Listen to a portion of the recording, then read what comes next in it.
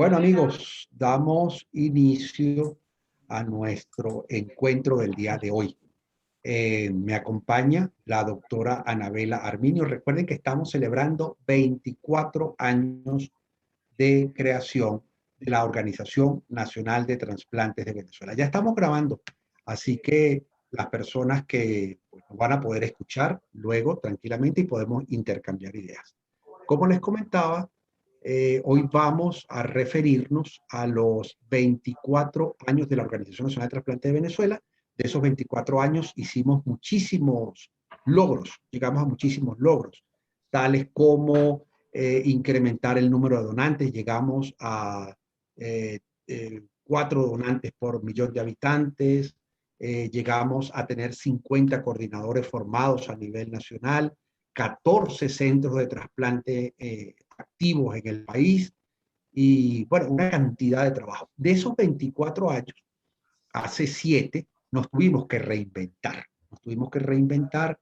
Eh, Decidimos cambiar de proyecto. Recuerden que para ese momento el Estado venezolano asume el tema de la procura de órganos y nosotros pasamos a ser una nueva, una instancia que se encarga de apoyar y de velar y de contribuir a que ese tema de la donación se vaya, eh, devolverle la esperanza de vida a las personas que estaban a la espera de un trasplante. Se nos están incorporando más personas. Qué bueno, bienvenidos. Les comentaba que hoy tenemos una conversación muy bonita con la doctora Anabela Arminio. La doctora Anabela Arminio es la que lleva actualmente el programa de información y apoyo al paciente que espera un trasplante y a sus familiares. La doctora Anabela Arminio eh, es médico, egresada de la Universidad de Oriente. Eso es muy importante decirlo. Además, luego de haber egresado como médico cirujano de la Universidad de Oriente, se viene a Caracas, donde se especializa en el área de nefrología en el Hospital Universitario de Caracas y hace una maestría en el tema de bioética también con la Universidad Central de Venezuela. La doctora Anabela Arminio, además, es asesor médico actualmente de la Organización Nacional de Trasplantes de Venezuela, pero siempre estuvo vinculada con la organización, muy de cerca, muy de cerca. En este momento, pues, es nuestra asesora, pero estuvo muy cerca. Doctora Anabela Arminio, qué bueno tenerla por acá y compartir esta experiencia. Tenemos más personas, tenemos a Reimer, a Ronnie, que ya se habían incorporado, Mónica, Marixa, Belsi y Víctor. Bienvenidos. Estamos grabando esta conversación para luego poder transmitirla a través de nuestro canal. A ver, cuéntenos, doctora. Un abrazo cálido. Tan cálido como la tarde. Así es. Doctora, a ver, cuéntenos cómo empieza este programa, de dónde viene esta idea. ¿Fue usted la primera que inició o ya venía? A ver, cuéntenos un poco esa historia de este programa tan bonito y que tiene tanto que contar, y hoy vamos a hablar de eso. Este programa se inició hace bastante tiempo. Los tiempos eran otros, la actividad se llevaba de diferentes maneras. Nos la llevaba la doctora Carmen Luisa Milanés. Era de una manera presencial y desde que nos llegó la pandemia, en marzo del año pasado, estamos atendiendo a los pacientes vía web, a través de correo electrónico. Y hoy vamos a conversar sobre las experiencias de esta última etapa, o sea, la experiencia en la época del correo electrónico, porque evidentemente el coronavirus nos cambió la vida a todos. Y parece que este cambio llegó para quedarse.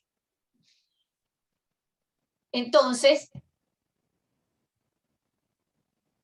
el coronavirus ha implicado tantos cambios como que nos hemos tenido que dar cuenta que las enfermedades crónicas y las otras enfermedades siguen a pesar de que haya coronavirus, que coronavirus no es lo único, que el coronavirus lo que ha hecho es complicar las cosas y que para los enfermos renales crónicos ha sido un problema más.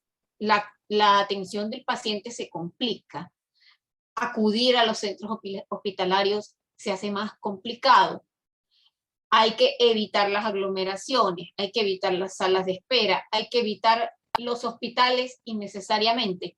Es decir, no ir al hospital si no nos hace muchísima falta y si no es importante para la atención de nuestra salud, porque si vamos a buscar papeles, récipes, sellos, pues probablemente estemos en contacto con algún paciente con coronavirus sin saberlo y el paciente trasplantado en diálisis estaría más a riesgo que la población general. Aparte, en Venezuela la crisis del coronavirus ha venido acompañado de un largo etcétera, porque hemos sufrido la crisis de gasolina, las crisis derivadas de los problemas derivados del control de la circulación de personas, y bueno, la vida se nos ha hecho cuadritos más chiquitos. Entonces, hemos tenido la experiencia de contactar con los pacientes y sus familiares vía correo electrónico. Hemos tenido más de 250 preguntas desde marzo del año pasado, desde marzo a abril del año pasado. Muchas preguntas son repetidas porque evidentemente los problemas son comunes y afectan a muchísima gente. Mucha gente pregunta y el otro pregunta y el otro pregunta. Y de eso vamos a hablar para aclarar algunos puntos, para reafirmar ideas y para que nos demos cuenta de cuán importante es preguntar, tener información y obtenerla. Porque... Doctora, ¿usted recuerda la primera pregunta que le hicieron? O sea, es decir, nos comenta que el programa lo llevaba la doctora Carmen Luisa Milanés, querida y respetada por todos nosotros. Ella lo llevaba de manera presencial. Ella citaba a las personas acá, los atendía o los llamaba, en caso de que fueran personas del interior. Pero usted nos comenta que con la llegada de la pandemia hubo que hacer una adaptación y empieza a darse el programa a través del correo electrónico. ¿Usted recuerda cuál fue la primera pregunta que le hicieron a través de ese programa? O sea, a ver si la pudieras traer a tu memoria. ¿Cómo fue eso? Sí, la primera pregunta fue en el mes de abril del año pasado y tenía relación estrechísima con la situación que se estaba comenzando a vivir, que era el coronavirus. Para ese momento, el coronavirus era un susto total. Susto que debe seguir siendo, pero como que nos estamos acostumbrando un poco más a eso y ya el miedo no es tanto. Pero para ese momento no se sabían muchas cosas, no estaba claro muchas cosas y la primera pregunta, evidentemente, fue sobre ese tema. Nos preguntó una paciente, una familiar de paciente, que cómo hacía para atender a su hijo en diálisis con respecto al coronavirus. Es decir, qué medidas especiales debía tomar ella como madre del muchacho para cuidar a su chico en diálisis con respecto al coronavirus. Y entonces, ese fue el día exacto de la primera pregunta, y parafraseando la pregunta, ella nos decía que quería obtener información para el cuidado del hijo con respecto al coronavirus, porque todo el mundo hablaba de eso, pero nadie le concretaba con respecto a la situación de los pacientes en diálisis. Y aquí quiero llamar la atención que en la primera línea de la primera pregunta viene la gran necesidad de los pacientes renales. Quiero obtener información. Cuando a un paciente le dicen que es enfermo renal, no tiene ni idea de a qué se está enfrentando, ni tiene por qué tenerla. Pero ahí comienza una gran necesidad que corresponde a todos los que estamos del otro lado, irla supliendo a lo largo del tiempo. Cuando la gente tiene información, sabe a qué atenerse, sabe de qué palorcarse y sabe cómo actuar. Pero mientras no tenga información, pues seguirá dando tumbos por la vida.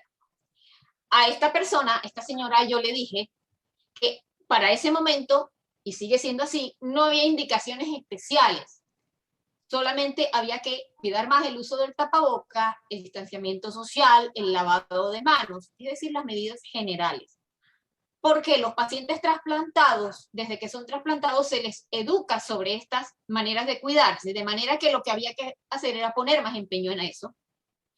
Que no modificara el tratamiento por más que se lo dijera al vecino, sin consultar a su médico, que saliera lo menos posible, como ya les dije antes, que fuera a los centros hospitalarios lo menos posible para evitar el riesgo de enfrentarse a otros portadores de coronavirus desconocidos, que no debían cambiar la dieta, pero que debían tomar líquidos en abundancia. Para ese momento, igual que ahora, hacía mucho calor en Venezuela, y eso es muy importante como medida de higiene alimenticia general para los pacientes trasplantados. Doctora, ¿y habría alguna variación si le tocara responder esa pregunta hoy día? No, fíjate que las medidas generales siguen siendo lo único que se ha mantenido constante a lo largo del tiempo. Lo único que sabemos Perfecto. ahora es que hay que poner más énfasis en la mascarilla y más énfasis en la distancia social y un poco menos énfasis en limpiar las superficies con alcohol, bla, bla, bla, bla, porque lo que de verdad sabemos es que se transmite por vía respiratoria y que si nos cuidamos, nos mantenemos alejados de las demás personas y nos mantenemos con la mascarilla, lo cual se debe hacer aunque tengamos todas las vacunas del mundo puestas, pues seguiremos estando protegidos y protegiendo a los demás. No han variado las indicaciones. Vale, vale. Entonces, pareciera que esa es la primera que tú recuerdas. Síguenos contando cómo ha sido el devenir de ese programa. ¿Qué más te han preguntado? ¿Qué otras cosas han salido por allí? Hay preguntas que se repiten mucho con respecto sobre todo a la situación de los programas de trasplante en Venezuela. Los pacientes siguen ingresando a diálisis y al ingresar a diálisis comienzan a hacer preguntas sobre trasplante. Bien porque se lo oyen a los otros pacientes y a los otros familiares de los pacientes en la sala de espera, o bien porque de alguna manera les nace la inquietud. Entonces, la pregunta más repetida siempre ha tenido que ver con la situación de los programas de trasplante en Venezuela. Es decir, que ahora nos vas a comentar cuáles son las preguntas que normalmente te hacen. Vamos a ver, ¿cuáles serían, doctora? Este modelo, que traje aquí, es un modelo de esa pregunta. Okay. Entonces, con sus variantes propias, siempre preguntan más o menos lo mismo. Mi hermano está en diálisis, mi paciente está en diálisis, ¿cómo hago para iniciar el proceso de trasplante? ¿Por dónde se empieza? Ahora, estamos en Venezuela y más o menos todo el mundo ya sabe que los programas de trasplante están detenidos en este momento en el país, y sobre eso hay que informar muy bien a la gente para que sepan cuáles son las implicaciones de eso. Entonces, frente a esta pregunta, he insistido siempre que lo primero es comunicarle al médico de la unidad de diálisis que el paciente o el familiar, hay que manifestarle al médico que este señor quiere ser trasplantado. Y entonces, ante ese planteamiento, el médico irá dando informaciones graduales, comprensibles, sin atosigar y sin inundar de información, para que el paciente vaya tomando sus propias decisiones y andando su propio camino. La actividad de trasplante está muy limitada en el país por la crisis hospitalaria, por la pandemia. Tenemos el programa de donante fallecido suspendido desde hace 4 años. El Ministerio del Poder Popular para la Salud lo suspendió porque en un momento dado no teníamos medicamentos inmunosupresores de los que se necesitan para el postrasplante inmediato, para evitar el rechazo del órgano en el postrasplante inmediato. Eso obligó a suspender el sistema de procura de órganos y tejidos y por ende la actividad de trasplantes de donantes cadáver. Pero seguía corriendo una carencia de insumos y un deterioro muy importante de infraestructura de los hospitales públicos Y entonces nos quedamos prácticamente sin trasplante de donante cadáver y sin trasplante de donante vivo. El trasplante de donante cadáver no se hace en este momento ni en hospitales públicos ni en privados, no hay sistema de procura de órganos. La verdad que la situación hospitalaria está muy complicada, pero tampoco hay trasplante de donante vivo en los hospitales públicos, porque todos sabemos la crisis hospitalaria que se está viviendo. En este momento solamente se está haciendo trasplante de donante vivo en 2 clínicas privadas en Caracas, y el Hospital Militar Carlos Arbelo de Caracas es el único que manifiesta que en algún caso pudiera ser trasplante de donante vivo. Pero ahí sabemos de muy buena fuente que los pacientes tienen que llevar prácticamente todos los insumos, todos los medicamentos, absolutamente todo para poder trasplantar. De manera que la situación de trasplante está tan comprometida como eso. No hay trasplante de donante cadáver y el trasplante de donante vivo está limitadísimo e inaccesible para la gran mayoría de la población al estar disponible, digamos, de una manera más libre solo en centros privados. Muy bien, doctora, por acá le mandan saludos. Bueno, le dicen que muchos cariños. Y Rubén nos comenta que una vez que ellos han sido trasplantados, pues es muy importante cuidarse de manera especial, porque bueno, tuvieron un segundo regalo. Entonces, el segundo lote de preguntas o las preguntas más frecuentes tienen que ver con el procedimiento, cómo ingresar, qué exámenes me debo hacer, con quién converso primero, ¿ok? Entonces, ese sería, aunque usted nos acaba de aclarar, y lo hemos dicho en otras oportunidades, que el programa lamentablemente tiene 4 años, el programa de donante fallecido tiene 4 años detenido. Muy bien, doctora. Otro tipo de preguntas que también le hacen, ¿cuál sería otra categoría? Por supuesto, cuando a la gente le dicen que no hay trasplante de donante cadáver, preguntan que cómo es el asunto del trasplante de donante vivo. Claro. Y entonces aquí hay que instruir muy bien a la gente, a pacientes y familiares, sobre la ley de trasplante en Venezuela. La ley de trasplante data del 2011, noviembre del 2011, y contempla que en Venezuela, para ser donante en vida, debe usted tener más de 18 años, o sea, mayor de edad. Tiene que ser familiar del paciente hasta el 5º grado de consanguinidad. Esto suena así como medio chino, pero en realidad es que este grado de compatibilidad abarca a padres, madres, hijos, hermanos, primos, tíos, sobrinos, es decir, el universo familiar, de cierta manera, extendido y bastante ampliado, con posibilidades de encontrar un donante compatible en un abanico bastante amplio de personas. Los cónyuges o parejas estables de paciente y posible donante también son autorizados directamente por el ministerio para que puedan donarle a esa pareja. En todo caso, el donante debe ser estudiado intensivamente. El donante es el chico bueno de esta película, es alguien que se está ofreciendo altruistamente, de gratis, a resolverle un problema a un familiar. Entonces, a ese donante hay que garantizarle que todo lo que le pueda ocurrir con respecto a ese riñón que se le va a sacar, ¿no? Es decir, todo lo que le pueda ocurrir después con respecto al aspecto nefrológico sea producto del azar y no consecuencia de haber pasado detalles por alto que luego pueden complicar la sobrevida de esa persona. Por ejemplo, si el donante en una evaluación nos da unas cifras de glicemia, de azúcar en sangre altas, se descarta. Porque si ese paciente hace una diabetes, lo más probable es que con un solo riñón se le complique su sobrevida renal. Y no es justo. Hay que garantizarle que esté bien. Entonces, ese donante se descarta. Igual, hay que estar muy claros, todas las partes, de que el donante sabe lo que está haciendo.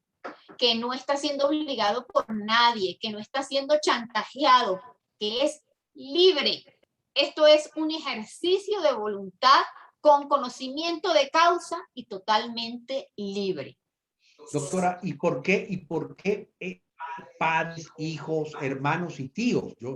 ¿Por qué eso no es de alguna manera limitado? O sea, ¿cuál sería el espíritu allí para que la ley limitara solamente al quinto grado de consanguinidad? Fíjate que cuando tú dices quinto grado no estás limitando, sino que estás abarcando a mucha gente. Sí, pero a mucha gente, perdón, mucha gente que está relacionada con el paciente. Porque lo que se quiso evitar con la ley y se ha querido evitar en todas partes del mundo es el comercio de órganos.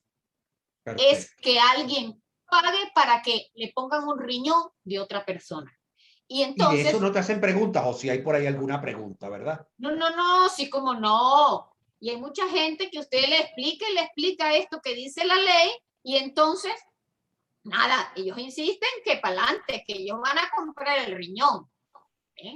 Entonces, ha habido casos en que no solo preguntan con el ánimo, digamos, de obtener un dinero vendiendo un órgano, sino que probablemente con la muy buena voluntad de favorecer a algún amigo o algún muy conocido que requiere un riñón. Pero la ley no contempla en Venezuela el trasplante entre conocidos, ni compañeros de trabajo, ni entre desconocidos. En Venezuela aunque sean amigos de toda la vida. No, la ley no lo permite. Y no está permitida la compra de órganos. Eso es lo que se busca al final, porque si se comienza a permitir la compra de órganos, eso atenta contra la dignidad de las personas que pasan a ser vistas como objetos y cuyas partes del cuerpo sometidas a compraventa. Esa no es la idea. Lo único que justifica el trasplante de donante vivo es la idea final de hacer un regalo, una donación, porque donar es regalar, y por eso hablamos de donante. Aquí precisamente nos habla Renner de que la donación es un acto de amor, es un acto libre y voluntario.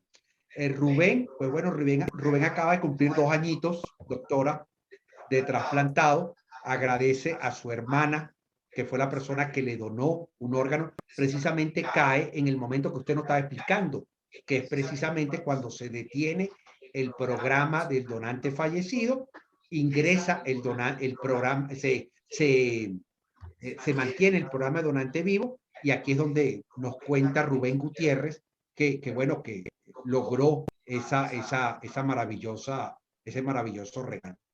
Doctora, ¿qué preguntas le hacen con respecto al costo del procedimiento, del dinero que está allí, la inversión que hay que hacer? Ya nos dijiste que el órgano no tiene precio, vale mucho porque vale la vida, pero no se puede tratar como un objeto, porque es un órgano y proviene de un ser vivo o de una persona que ha fallecido y que puede ser donante. Mira, esta pregunta que está aquí, que la pueden leer todos, a mí me sorprendió mucho, porque esta era la tercera vez que yo interactuaba con este señor que quería recibir, que estaba empeñado en comprar un órgano. Y la última vez que interactué con él preguntó cuánto podría costar el procedimiento de trasplante de vivo, pero no solo eso, sino que además que la institución donde él se fuera a trasplantar le consiguiera el órgano.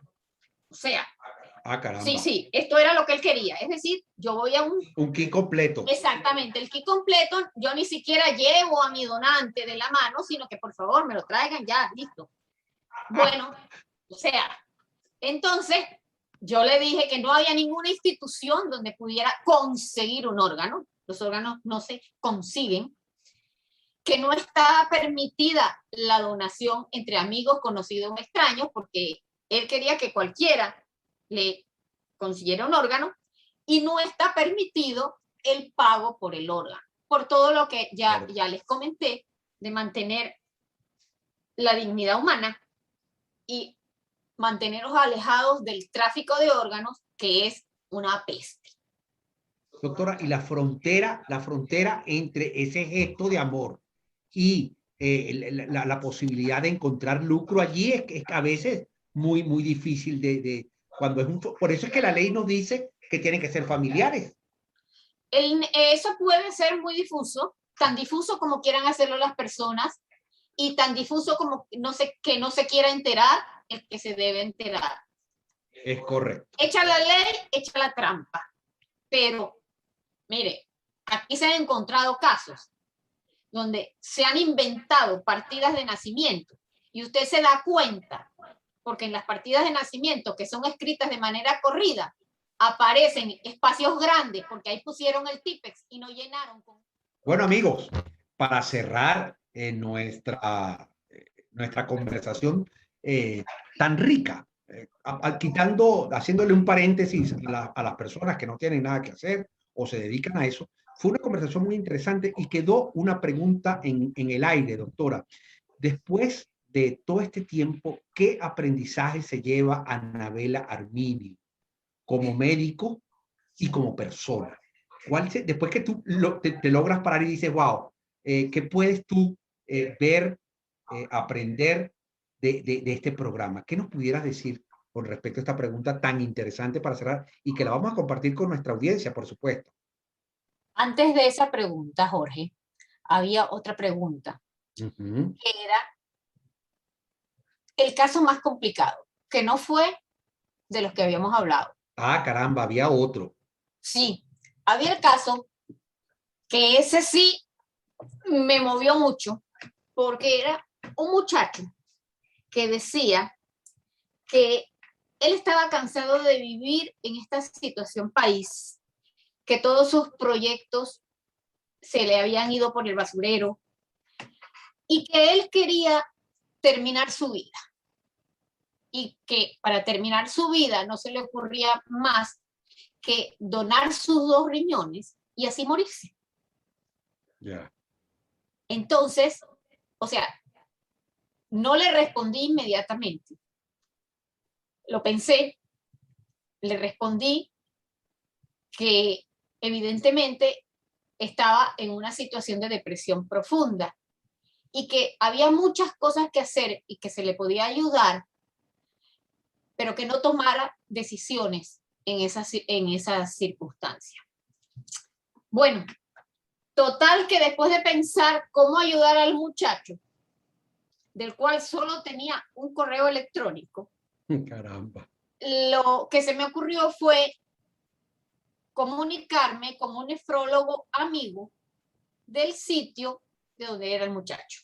Okay.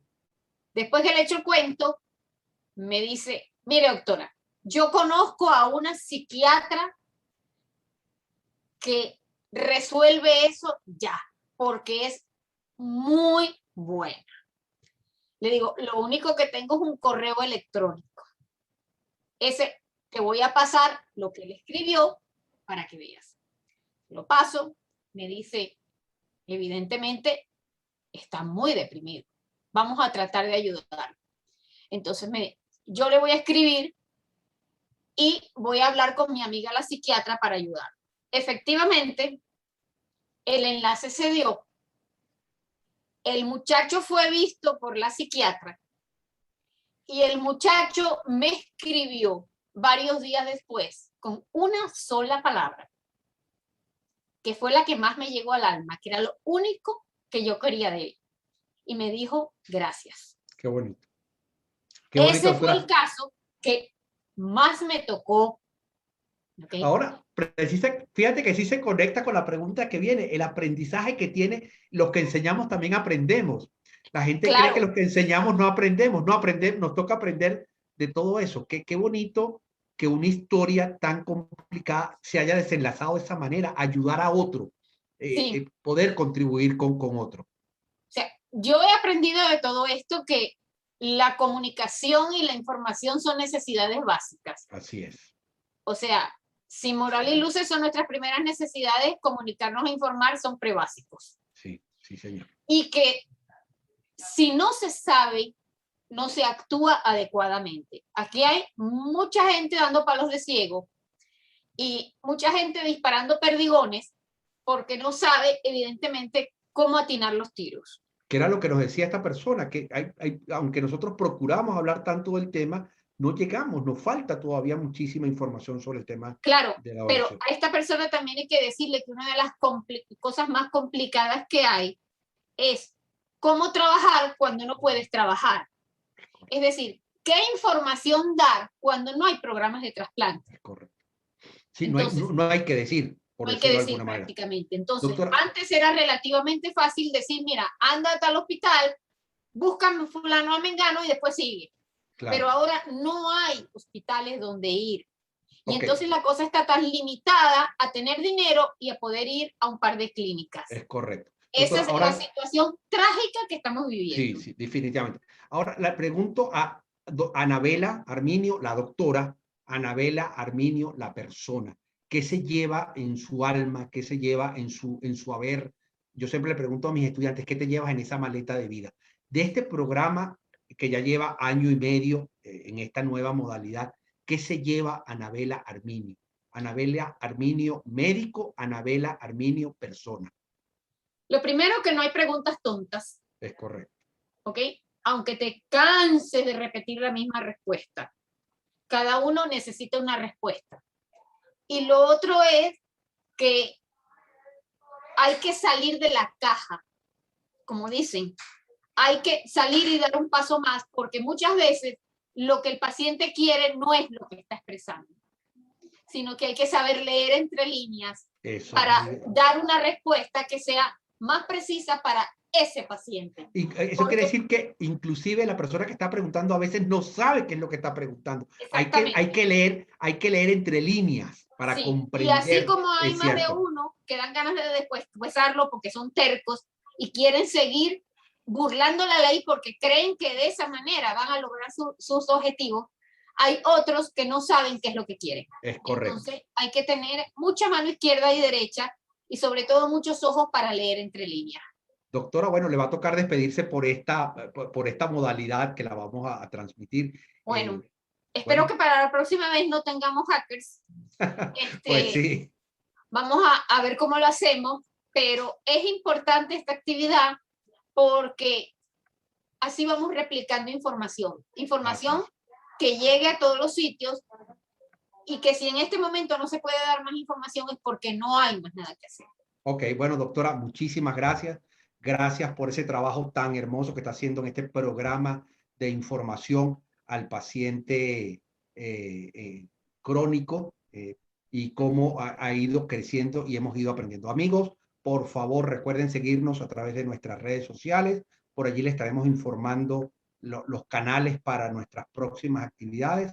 La semana que viene tenemos una conversación muy interesante que es la situación de la diálisis en Venezuela vista desde la mirada de los derechos humanos. Un abrazo para todos y Chao. Chao, chao, doctora. Nos vemos en una próxima oportunidad. Bueno, a cuidarnos mucho porque ya nos dijo la doctora, el coronavirus sigue por allí. Así que bueno, a cuidarnos y a seguir con la Organización Nacional de Enfermedades.